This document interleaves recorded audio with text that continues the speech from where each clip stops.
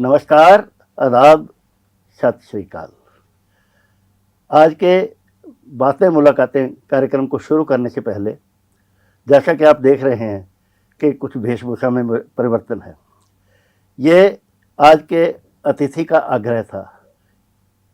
उनका कहना है कि जब हरियाणा की संस्कृति पे बात हो, कला पे बात हो, तो एक प्रोटोकॉल भी होना चाहिए। तो उन्होंने तो पगड़ी बांधी ही थी, तो उनका आग्रह पर मुझे भी पगड़ी बांधनी पड़ी है। तो इसके साथ ही मैं आज का कार्यक्रम शुरू करते हुए आपको एक खबर से अवगत करवाऊंगा। वो खबर थी जींद से। हमारे पत्रकार जसमेर सिंह ने अभी कल ही 12 जून को एक खबर भेजी। जींद के एक गांव में सरपंचों ने एक सभा की, उसको ग्रामीण सचिवालय बोलते हैं। उस सभा में उन्होंने चिंता व्यक्त की कि सोशल मीडिया के माध्यम से आज हमारी जो संस्कृति है वो कैसे बर्बाद हो रही है। युवा पीढ़ी की प्रतिभा को कैसे धूमिल किया जा रहा है, बर्बाद किया जा रहा है। और इसके साथ ही हरियाणा की जो समृद्ध संस्कृति है, हरियाणवी सांस्कृतिक संरचना है, उसको जो रसातल में ये सोशल मीडिया लेकर जा रहा है। इसी चिंता के साथ ही वहाँ पे यह निर्णय लिया गया कि आने वाले 23 जून को एक राज्य स्तरीय सम्मेलन किया जाएगा, जिसमें शामिल होंगी खाप पंचायतें, जिसमें आमंत्रित होंगे प्रदेश भर के सरपंच। तो इसमें ऐसे लोगों को भी बुलाया जाएगा जो हरियाणा की संस्कृति को बढ़ावा देने के लिए, हरियाणा की भाषा को, हरियाणा की कला को उन्नत करने के लिए जो एक्टिविस्ट काम कर रहे हैं। तो इसी खबर को देखते हुए हमने विचार किया कि आज के कार्यक्रम में आज की बातें मुलाकातें होनी चाहिए एक ऐसे व्यक्ति से जो हरियाणा की संस्कृति को एक धरोहर के रूप में समाहित करने का प्रयास में है। वो उनकी अगर परिचय दिया जाए तो वो पत्रकार भी हैं, शिक्षाविद भी हैं और सांस्कृतिक धरोहर को बचाने के लिए, उसको संवारने के लिए, उसको संचित करने के लिए भरसक प्रयास वो कर रहे हैं। वो हरियाणा पत्रकारिता विभाग के निदेशक भी हैं और वहाँ के जो इंस्टीट्यूट है उसके निदेशक भी हैं, और उसके साथ ही वो जो अमृत उत्सव जो मनाया जा रहा है उसके भी वो निदेशक हैं या उसके प्रभारी हैं। मेरी मुराद है डॉक्टर प्रोफेसर महासिंह पुनिया से। तो पुनिया साहब, आपका बहुत बहुत स्वागत है आज के हमारे इस कार्यक्रम में। सर नमस्कार, बहुत बहुत आभार, आपने मुझे आज आपके स्टूडियो में आने का मौका दिया। आपने जैसे कि मेरी बातचीत से अभी सुना कि एक जींद में एक ऐसा कार्यक्रम हुआ सरपंचों पंचों का। हम यहीं से अपनी बात को शुरू करते हैं कि आप जिस तरह से जुटे हुए हैं इस कला संस्कृति को बचाने के लिए, सोशल मीडिया जो सोशल मीडिया के बारे में जो चिंता व्यक्त की गई है, जो हमारी भाषा को, हमारी कला को, उसको भद्दे तरीके से पेश करने की कोशिश में है, उसको समेटने में, उसको सही रास्ते पर लाने में, या ऐसी संस्थाओं के साथ जुड़कर आप अपनी संस्कृति को बचाने के लिए क्या कर सकते हैं? भूल गए राग रंग, भूल गए जकड़ी, 3 चीज याद रहेगी, नून तेल लकड़ी। आज के इस दौर में जहाँ मतलब भौतिकवादिता, बाजारवादी इतना हावी है, जब हम संस्कृति की बात करते हैं तो बहुत सी दृष्टि ऐसी होती हैं कि उसमें आज संस्कृति के संरक्षण की बहुत आवश्यकता है। संस्कृति के संरक्षण के क्षेत्र में बहुत से विद्वान भी इस सेवा में अपनी सेवाएं दे रहे हैं, बहुत से संस्थानों ने इसमें महत्वपूर्ण भूमिका निभाई है। और आज के दौर में जो युवा पीढ़ी संस्कृति के विषय में जिनको अल्प ज्ञान है, वो स्वतंत्र मीडिया के माध्यम से उसका सही स्वरूप जो है प्रस्तुत नहीं कर रही है। तो ऐसे में आवश्यकता है कि सही ज्ञान दे करके सही स्वरूप उसका प्रस्तुत किया जाए, ताकि हमारी जो लोक सांस्कृतिक विरासत है जो सदियों से चली आ रही थी, यानी कि हजारों साल का जो हमारा इतिहास है, उस परंपरा को हम युवा पीढ़ी से जोड़ सकें। इसमें आवश्यकता है एक मॉनिटरिंग की, आवश्यकता है एक चाबुक की, जिसके माध्यम से हमारी जो सांस्कृतिक विरासत है उसको सही रूप में, उसमें फुहड़ता, उसमें भोंडापन वो बिल्कुल भी नहीं आना चाहिए। तो क्योंकि हमारे जो बड़े बुजुर्ग हैं उन्होंने इस सांस्कृतिक विरासत के संरक्षण में महत्वपूर्ण भूमिका निभाई है। वैदिक काल से लेकर के आज तक, आज आप देखते हैं हमारी जो सांस्कृतिक परंपराएं हैं वो चली आ रही हैं। और इस तरीके से आप देखते हैं कि थानेसर में और महाराजा हर्षवर्धन की बहन के समय यानी कि राज्यश्री की विवाह के अवसर पर भी गीतों का गायन किया गया था। तो इससे पता चलता है कि हमारे गीत गाने की परंपरा, हमारी सांस्कृतिक विरासत कितनी जो है प्राचीन है। लेकिन वर्तमान में बहुत कुछ बदल रहा है।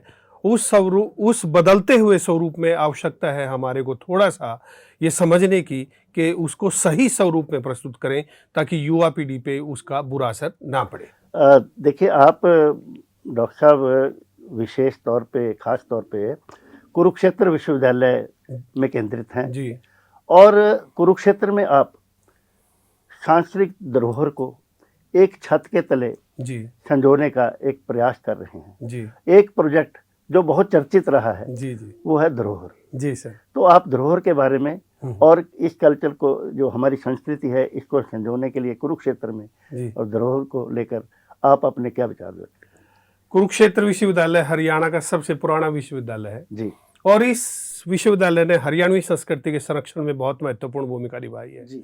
और उसमें एक कड़ी है धरोहर। सन 2004 में धरोहर हरियाणा संग्रहालय की शुरुआत हुई और मुझे भी गांव-गांव में जाकर के और पूरी टीम जो है उस समय के vice chancellor doctor RP. Hooda के नेतृत्व में हम लोगों ने काम किया, जिसमें रघुविंदर तंवर जी भी शामिल थे और दूसरे हमारे साथी शामिल थे।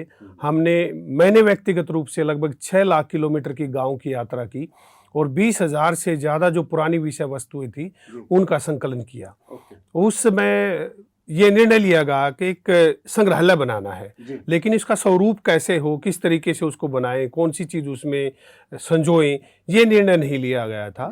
और जैसे हम गांव में गए सुबह सुबह, यानी कि 2-3 बजे भी हम मॉर्निंग में अपनी गाड़ी लेके निकल जाते थे। सुबह सुबह जो गांव में बुजुर्ग होते हैं 5 बजे जो हुक्का पीते हैं, हम उनके बीच में जाकर के बैठ जाते और उनसे संस्कृति की बात करते और उनके माध्यम से ही हमने पुरानी चीज़ों का संकलन वहाँ किया है। और उसके अलग अलग सेक्शन, लगभग 50 से ज़्यादा सेक्शन वहाँ पर स्थापित है और 50 लाख से ज़्यादा लोग उसको देख चुके हैं। तो इस दृष्टि से हरियाणा की जो सांस्कृतिक धरोहर को संजोने का काम हमारे विश्वविद्यालय ने किया है, उसमें बहुत महत्वपूर्ण कार्य उसमें हुआ है और 100 से ज़्यादा देशों के जो प्रतिनिधिमंडल हैं वो हरियाणा की सांस्कृतिक धरोहर को देख चुके हैं।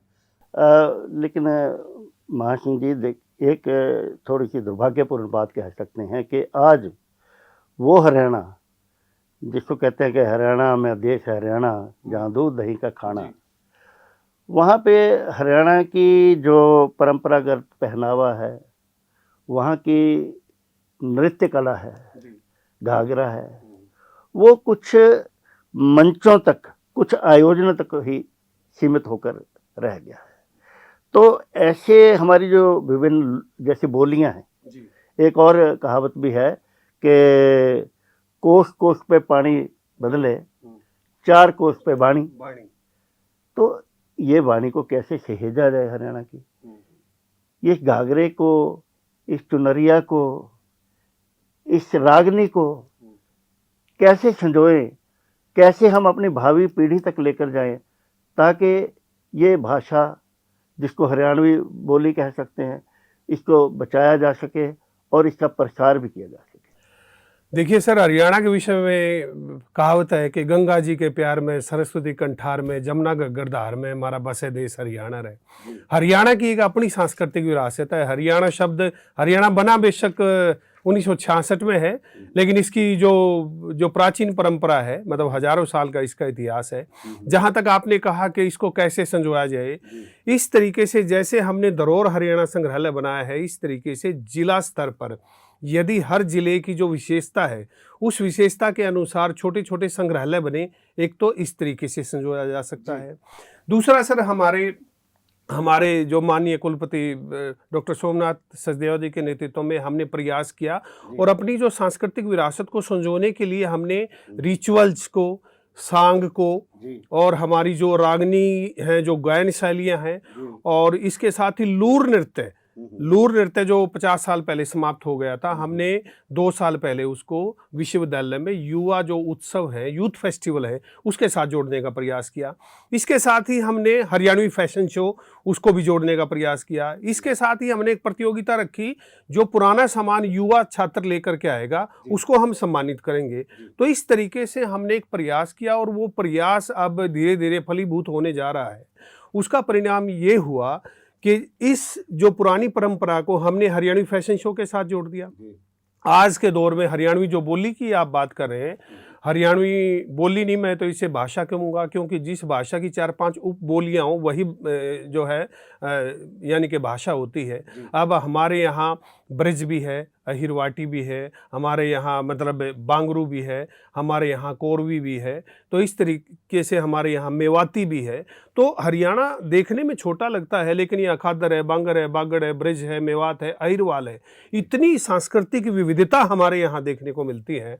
उस सांस्कृतिक विविधता के अनुसार संग्रहालय बनने चाहिए, ताकि जो बोली है, जो भाषा है, जो लोक परिधान है, जो रीति रिवाज हैं, जो लोक परंपराएं हैं, जो लोक मान्यताएं हैं, उनका संरक्षण हो सके। लेकिन एक बात महासिंह जी, ये तो जग जाहिर है कि आज हर क्षेत्र में अंग्रेजी का बोलबाला है। कोई भी व्यवसाय में जाना है, बच्चों ने अपना भविष्य संवारना है, तो अंग्रेजी उसमें लागू होना जरूरी है। तो हमारी जो किताबें हैं, जो हमारी जो प्राथमिक हमारी पाठशालाएं हैं, उसमें भाषा विभाग या गवर्नमेंट, हरियाणा गवर्नमेंट, क्या आप उनके साथ कोई अपना सहयोग करके उनको कोई सलाह देकर किताबों के भीतर ऐसी चीज़ें शामिल करवा रहे हैं? बिल्कुल जी, इसमें देखिए अभी जो पिछले दिनों माननीय मुख्यमंत्री जी ने एक जो हरियाणवी फिल्मों के प्रमोशन के लिए कार्यक्रम किया, और उसमें उन्होंने ये आह्वान किया जो फिल्म बनाने वाले हैं कि भाई हरियाणवी भाषा और संस्कृति को लेकर के आप जो फिल्म बनाइए। और इसमें बहुत हद तक आप चाहे सुल्तान है, चाहे दंगल है, चाहे दादा लक्ष्मीचंद है यशपाल शर्मा की, उसमें जो है मैंने भी अभिनय किया है, मैं भी उसमें शामिल हूँ। और इस तरीके से 70 से ज़्यादा हरियाणवी फिल्में बन चुकी हैं, और इसमें पगड़ी और दूसरी जो हमारी फिल्में हैं उनको नेशनल अवार्ड भी मिला है। दादा लक्ष्मीचंद को भी अनेकों इंटरनेशनल अवार्ड मिले हैं। तो इस तरीके से एक तो फिल्मों का हमारा माध्यम है, उस तरीके से हम कर सकते हैं। दूसरा जो हमारा SCRT है, जो स्टेट का हमारा जो पाठ्यक्रम बनाता है, उन्होंने भी जो धरोहर नाम से एक जो पाठ्यक्रम है वो शुरू किया है, ताकि जो बचपन में यानी कि 5वीं क्लास में, 8वीं क्लास में, 9वीं क्लास में, 10वीं क्लास में जो बच्चे हैं वो हरियाणा की जो सांस्कृतिक धरोहर है, जो विरासत है, उसको पढ़ सके। इस तरह के जो प्रयास जारी हैं। अनिवार्य है वो? हाँ, इस तरह का मतलब जो है अनिवार्य लागू कर दिए गए हैं, यानी कि छोटे लेवल पर जो है इसकी शुरुआत हो चुकी है। दूसरा, सोशल मीडिया का जो दौर है, इसमें आप देखते हैं आज के दौर में बहुत सारे हरियाणवी चैनल जो है शुरू हो गए हैं। ये भी एक अच्छा संकेत है। फिल्मों के माध्यम से हमारी जो भाषा है उसका व्यवसायीकरण हो रहा है, ये भी एक अच्छा संकेत है। और हरियाणवी को जहां आज से 10 साल पहले हरियाणवी बोलते हुए गर्व की अनुभूति व्यक्ति नहीं करता था, वर्तमान दौर में फिल्मों के माध्यम से ये प्रभाव जरूर पड़ा है कि आज हरियाणवी बोलते हुए हर एक आदमी गर्व की अनुभूति करता है, अपने आप को पिछड़ा महसूस नहीं करता। डॉक्टर साहब, देखिए, एक तो हरियाणा के बारे में बड़ा प्रसिद्ध है कि हाजिर जवाब बहुत होते हैं। जी जी। और जवाब ऐसा लगेगा कि उल्टा होता है, लेकिन बड़ा उसका जो महत्व है, जो उसका मीनिंग है, अर्थपूर्ण होता है, बहुत बहुत अर्थपूर्ण होता है। तो ऐसे ना केवल फिल्में जी, ऐसे नाटक, ऐसे मंचन जी, और इसके साथ साथ एक चीज और जो अभी देखने में आई है, जो एक ट्रेंड बदला है जी। फिल्मों में आमतौर पे पंजाबी जो गाने हैं या पंजाबी संवाद हैं उनको ज़्यादा जोड़ा जाता रहा है जी। लेकिन पिछले कुछ समय से ये इस ट्रेंड में थोड़ा सा परिवर्तन आया है जी। हरियाणा के गायक जी बड़े प्रसिद्ध होते जा रहे हैं जी जी। हरियाणा की जो मैं कह रहा हूँ, जैसे हाजिर जवाबी की बातें जी जी, ये बहुत ज़्यादा उठाई जाती हैं। हाँ जी, हाँ जी। और चुटकुलेबाजी जैसे होती है। हाँ जी। तो ये चीज़ें जो है, ये मैं इसके साथ ही मैं एक बात और कहना चाहूँगा। जब आपने बात की है शिक्षा की, पढ़ाई के अंदर अपनी विरासत को समेटने की, बड़ी प्रतियोगिताएं जो होती हैं जी, चाहे वो सिविल सर्विसेज की प्रतियोगिता हो या और हो, उसमें क्यों नहीं ये चीज़ें शामिल की जा सकती कि भी जो कला, जो संस्कृति हमारी है, समृद्ध संस्कृति, उसकी बातें, उसके प्रश्न बीच में शामिल किए जाएँ। ये सारी चीज़ों का आप, जो मैंने पहले बात की है गाने की, हाजिर जवाबी की और बड़ी कक्षाओं में। देखिए सर, इसमें हरियाणा की जो हाजिर जवाबी नहीं, मैं तो हरियाणा में कहता हूँ कि हरियाणा में हाजिर जवाबी भी, यहाँ चुटकुले भी, यहाँ गप भी हैं, यहाँ गपोड़ भी हैं, यहाँ गड़ंग भी है, यहाँ बतंगड़ भी है, यहाँ मस्करी भी है, यहाँ मतलब आप देखते हैं पहेली भी है और मेवे भी है। मतलब यहाँ तो मतलब मैं कह रहा हूँ कि हरियाणा की संस्कृति के ऐसे मोती हैं जो बिखरे हुए पड़े हैं और हास्य की 35 से अधिक विधाएं यहाँ पर देखने को मिलती हैं। उसमें चुटकुला तो एक है, तो इसमें गप, गपोड़, गड़ंग तीनों बिल्कुल अलग हैं अपने आप में। तो उस तरीके से, और आज के दौर में बहुत से चैनल आप देख रहे हो कि राष्ट्रीय स्तर पे बहुत से चैनल केवल हास्य ही चैनल है, और इस तरह के हरियाणवी में भी इस तरह के एक्सपेरिमेंट किए जा सकते हैं जिससे हमारे युवाओं को रोजगार मिले। और दूसरा, पिछले 10 साल में हमारे युवाओं ने, युवा लेखकों ने और युवा जो गायक हैं उन्होंने बहुत महत्वपूर्ण काम किया है, और अंतर्राष्ट्रीय स्तर पे हमारे जो हरियाणवी सॉन्ग्स हैं उसके जो लाइक्स हैं, उसके जो व्यूज हैं, मिलियंस में पहुंच गए हैं विदेशों में जितने। एक और बहुत जो महत्वपूर्ण जो भूमिका पिछले 10 साल में सामने आई है कौशल जी, कि हरियाणा के बाहर, चाहे ऑस्ट्रेलिया है, चाहे कनाडा है, चाहे अमेरिका है, ब्रिटेन है, वहां पर जो हरियाणवी है, जो 90 के दशक में पंजाब के लोगों ने किया, वही काम उन्होंने शुरू कर दिया। वहां पर अपनी एसोसिएशन बना करके और हरियाणवी कलाकारों को आमंत्रित करना शुरू कर दिया है। तो उस कड़ी में पिछली बार मैं मतलब AHA के जो निमंत्रण पर ऑस्ट्रेलिया में गया था, और वहां पर 2000 से ज्यादा परिवार इकट्ठे होकर के मतलब हरियाणवी सांस्कृतिक तीज त्योहार मनाते हैं। तो इस तरीके ये परंपरा शुरू हो चुकी है, और मुझे लगता है कि आने वाले दिनों में इसके बहुत सार्थक परिणाम आएंगे। और हरियाणवी, जो मैं ये कहता हूं कि हरियाणवी जो गीत है वो पंजाब से कहीं, आज के दौर में पंजाब से कहीं पीछे नहीं है। तो उस दृष्टि से एक नए एक्सपेरिमेंट कर रहे हैं। हरियाणवी रैप भी आ गया है, हरियाणवी पॉप भी आ गया है, और हरियाणवी फैशन शो भी आ गए हैं, और हरियाणवी फिल्म फेस्टिवल आ गए हैं।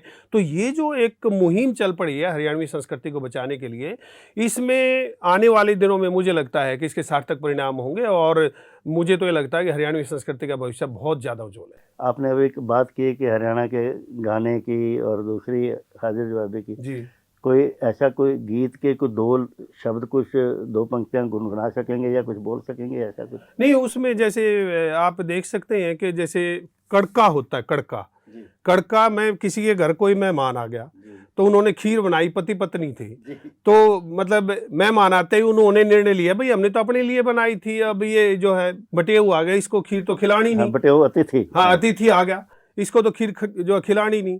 तो उसने अपने घरवाली को कहा, मतलब वो भी बाहर चला गया, और उसके जो घरवाली वो भी बाहर चली गई। तो शाम को आए, तो शाम को आने के बाद उसके घरवाले ने कहा, एक कड़का सुनाया कि मैं मर्द बड़ा होशियार तजर्बेकार खूब कड़के का, बुलदाने लेके गया था, ईब आया हूँ तड़के का। तो उसकी घरवाली ने कहा कि मैं नार बड़ी होशियार तजर्बेकार खूब कड़के की, पानी की 2 गड़ लेन गई थी, ईब आई हूँ तड़के की।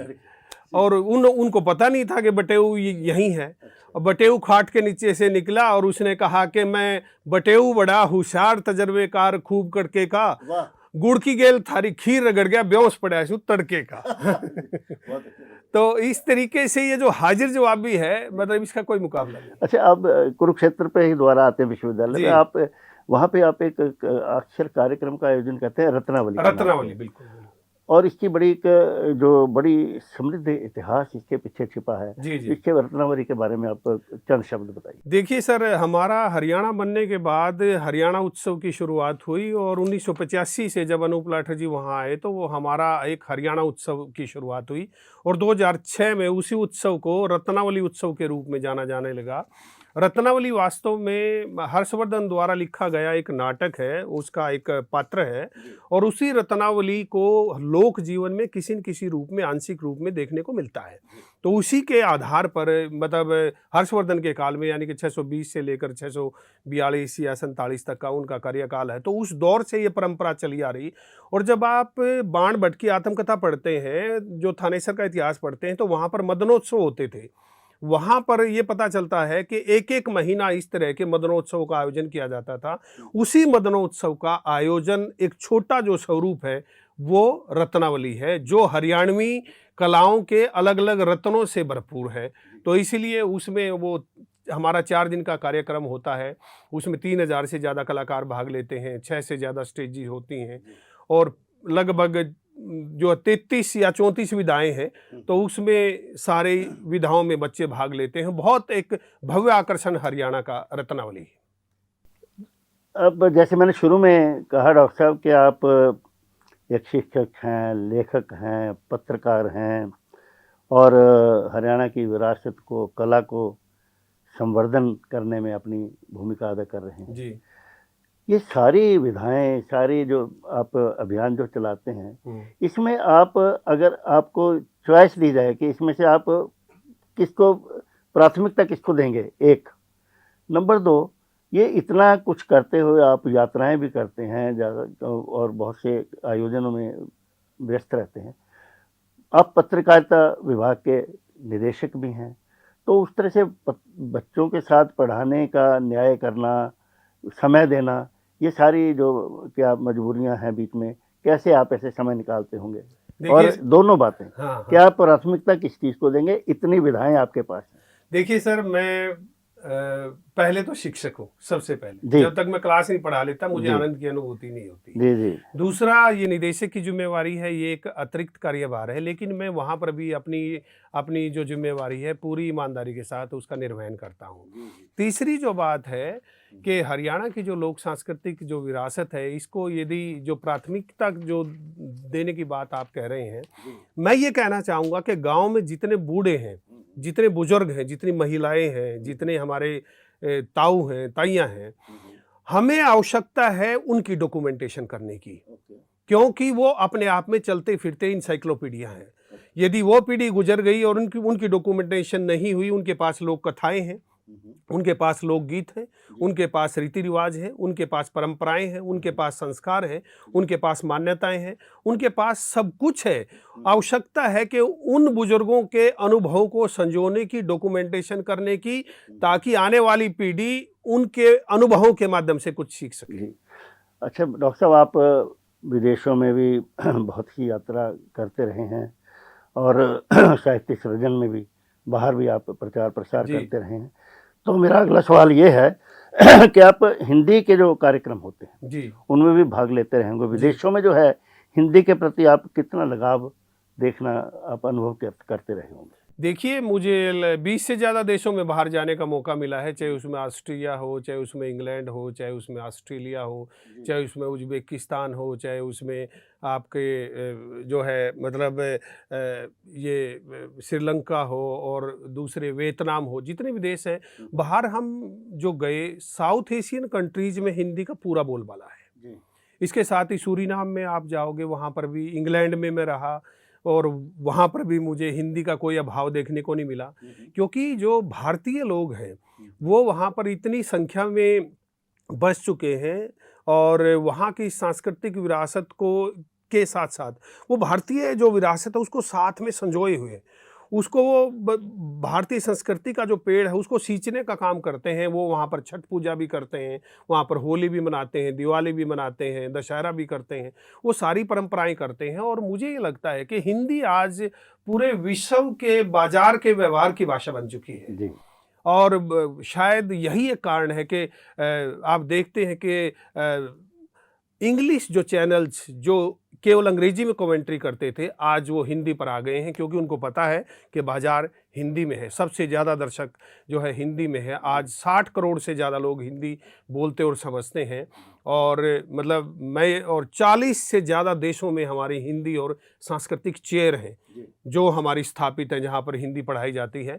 तो इस तरीके से हिंदी तो आज पूरे जो है विश्व की भाषा बन चुकी है और इसका भविष्य बहुत ज़्यादा उज्ज्वल है। डॉक्टर साहब, आप कला संस्कृति के साथ साथ हरियाणा में NSS से भी जुड़े हैं, राष्ट्रीय सेवा जो अपना जो राष्ट्रीय सेवा योजना है। जी।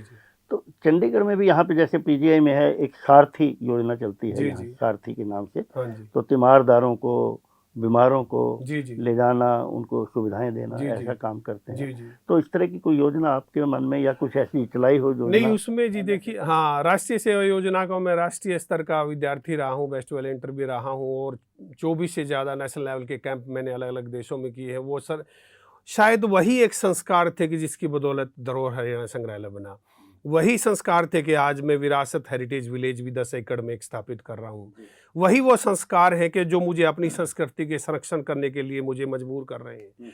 और इसके साथ ही बहुत सी ऐसी संस्थाएं हैं हमारे शहर में भी जो मतलब मेरे छात्र हैं, मतलब जितेंद्र और दूसरे साथी जो एक्सीडेंट हो जाते हैं रोड पर, उनको रक्तदान करना, उनको सेवा प्रदान करना, उनको इस तरह की फर्स्ट एड देना और गरीब लोगों की हेल्प करना।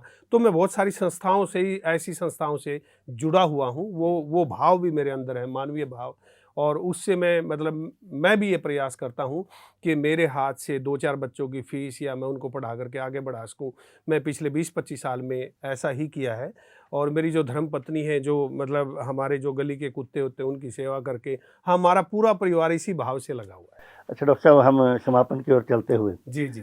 वैसे जब मैंने आपका परिचय मांगा तो वो परिचय इतना लंबा चौड़ा परिचय था कि जैसे उस पर भी एक पीएचडी हो सकती है। आपने मेरे को जो ग्रंथ भेज दिया पूरा अपने जो परिचय का, तो उसमें मैं ज़्यादा डिटेल में ना जाते हुए सिर्फ आपसे ये जानना चाहूँगा कि आपको बड़े पुरस्कार भी मिले होंगे, बड़ी लंबी फहरिस्त रही होगी जी।